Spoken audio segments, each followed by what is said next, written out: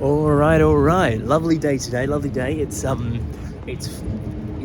cold. It's so cold. It's not okay.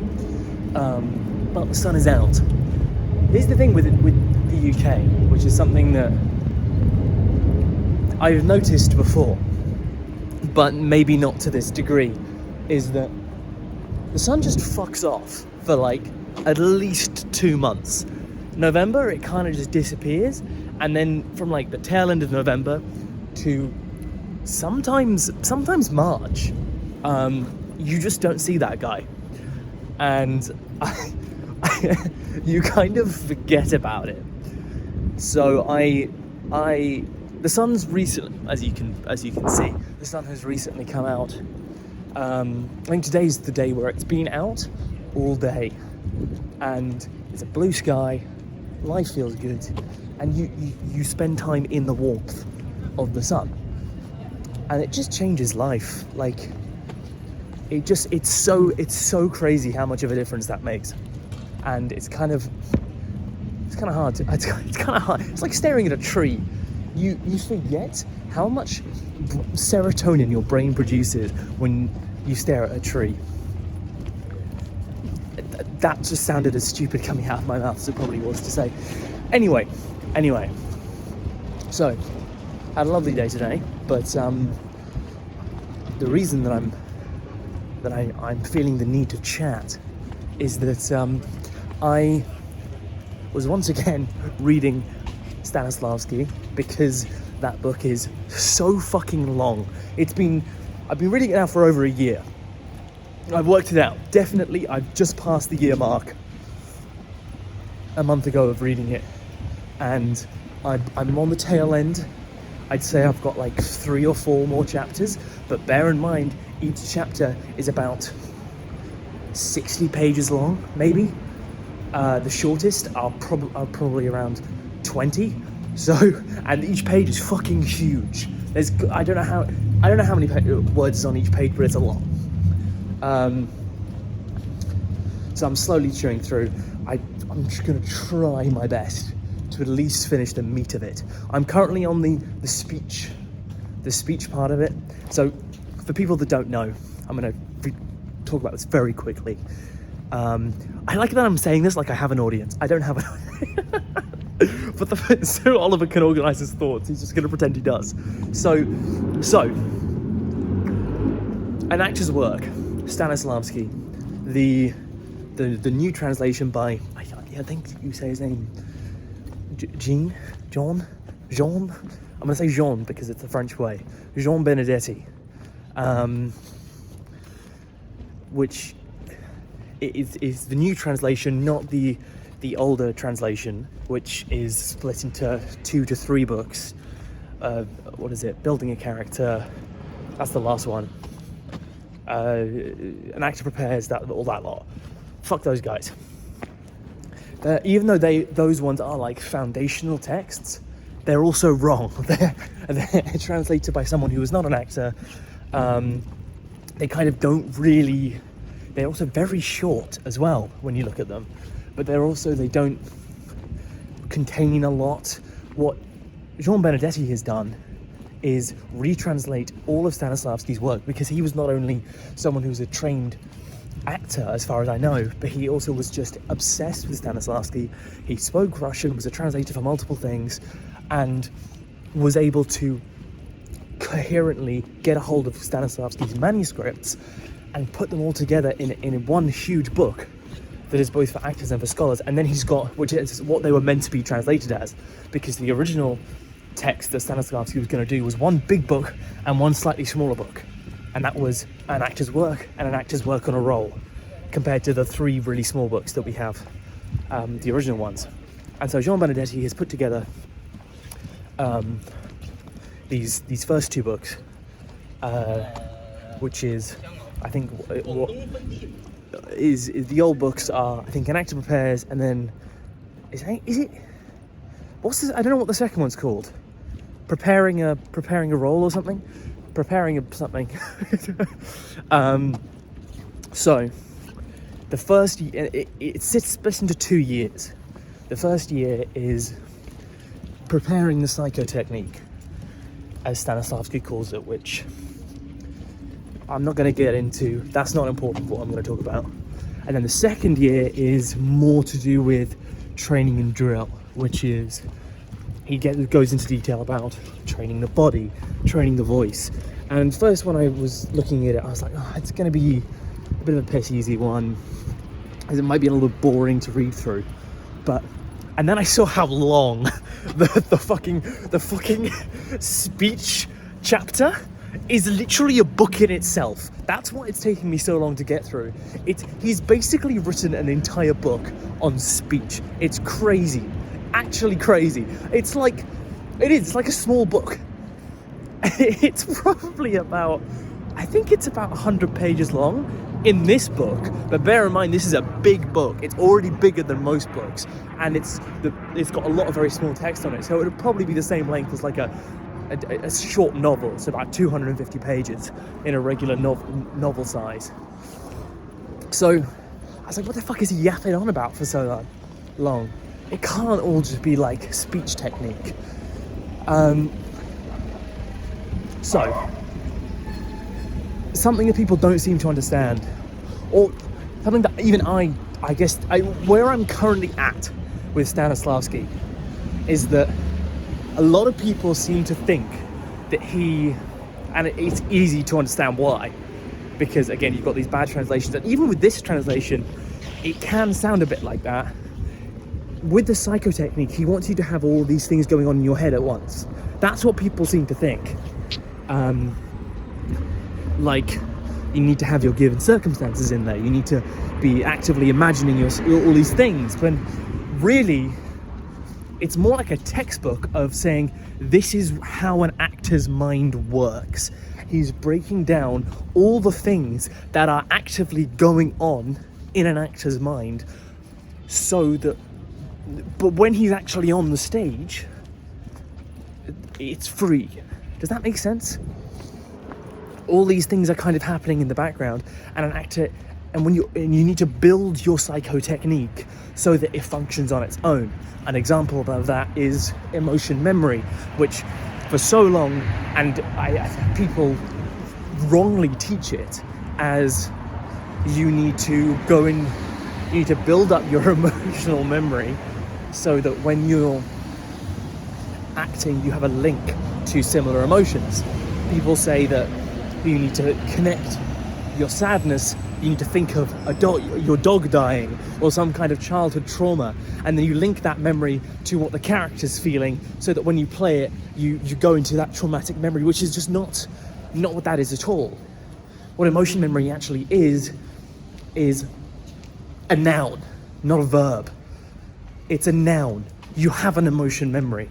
I think I've talked about this before, but you have an emotion memory, and what happens is when you feel something or you resonate with something, say when you watch media, what happens is your emotion memory is stimulated, and you feel, how you empathize with someone is that you feel, you connect what they're feeling with, what they are currently feeling, to something that you have felt before. So it's a noun. It's a thing. Sorry, I got really confused there. It's a thing that is working in the background. It all happens to us.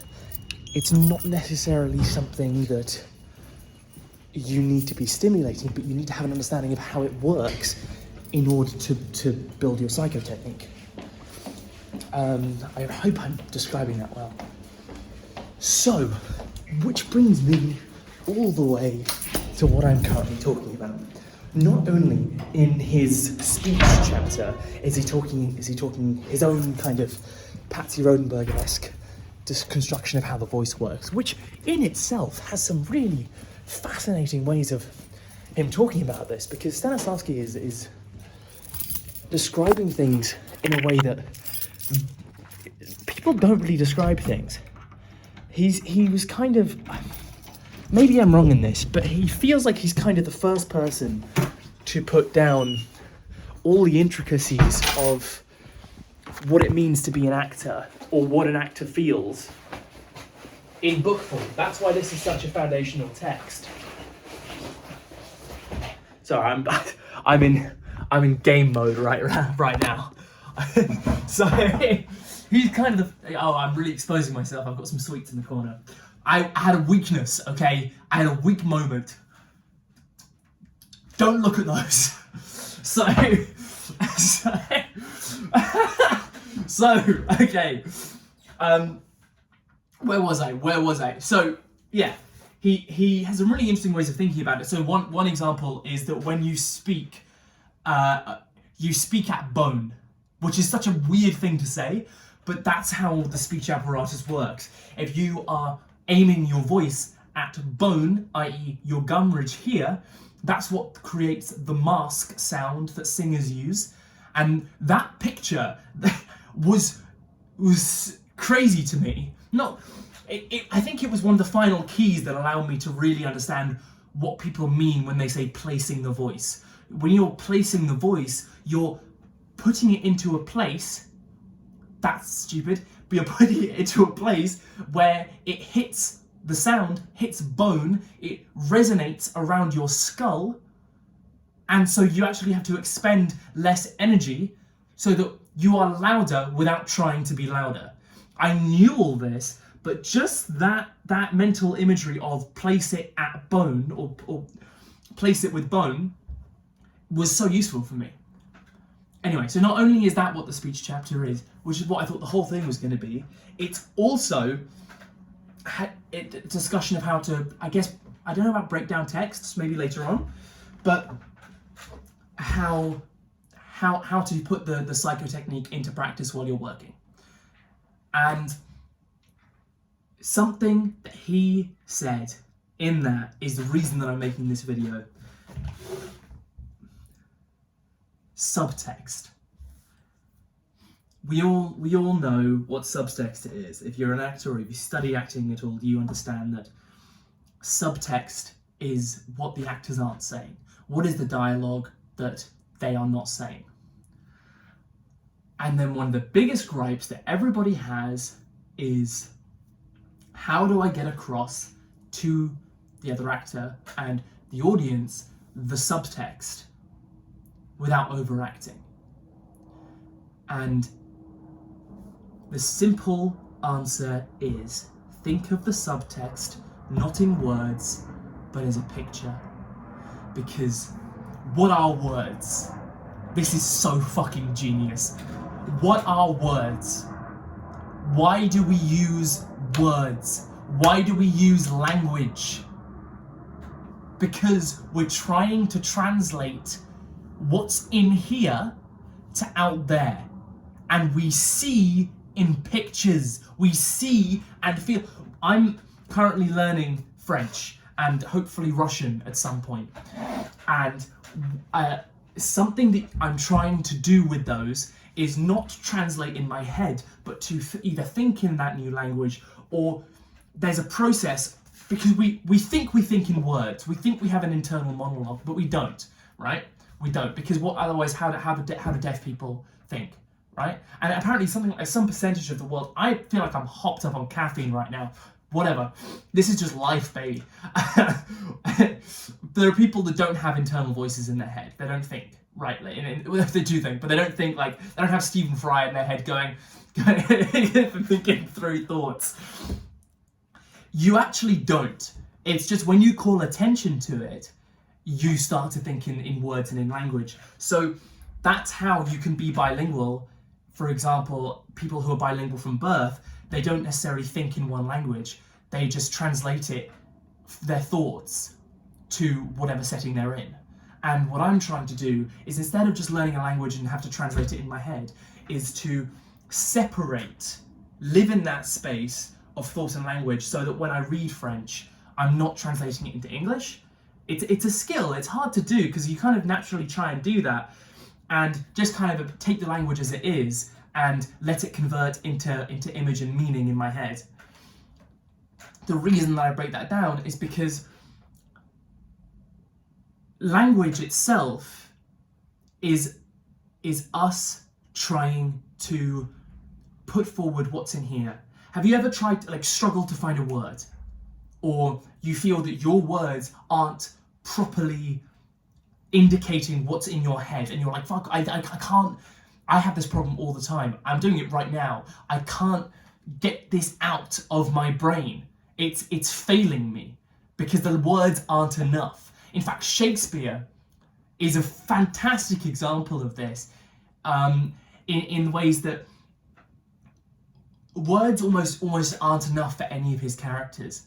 Each of those characters is constantly grappling with this larger-than-life problem, and even, I'm sure there's an example in his plays, but I can't think of any right now, where even they are using the most beautiful language to get this across, and probably is some of the reason that Shakespeare is so well known now is because it's the best example of using words to portray emotions.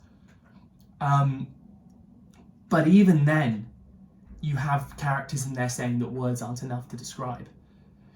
And anyway, bringing that all home, that function there is what to focus on. So you've got to reverse engineer the process, because when we speak, we're taking what's in here and forming that into words, into our own words. And that's why it's truthful. That's why it's a natural process. But the problem that actors have is that when they're not our words. And so we're just trying to speak these words, but they don't feel needed. They don't feel, they feel imposed, because what we need to do is reverse engineer that process, find the images. So that's where all of this shit comes from. You've got the given circumstances, the magic if, all of these tools, they all come into process here, because what you're doing, this character you're creating, and I use that liberally because you're not necessarily creating a character, which is, I think, a fantastic point that David Mamet makes. This character that you're creating, you're not necessarily creating a living, breathing human being, because you can't fucking do that. No matter how much you try to create a new human being in either your writing or your head, you just can't do that. It's too complex. But you're using the magic if to be like, if I was in this situation, how would I feel? That's a way, that is a tool of how to emotionally relate to this character, this person, right? If I was in this position, how would I feel?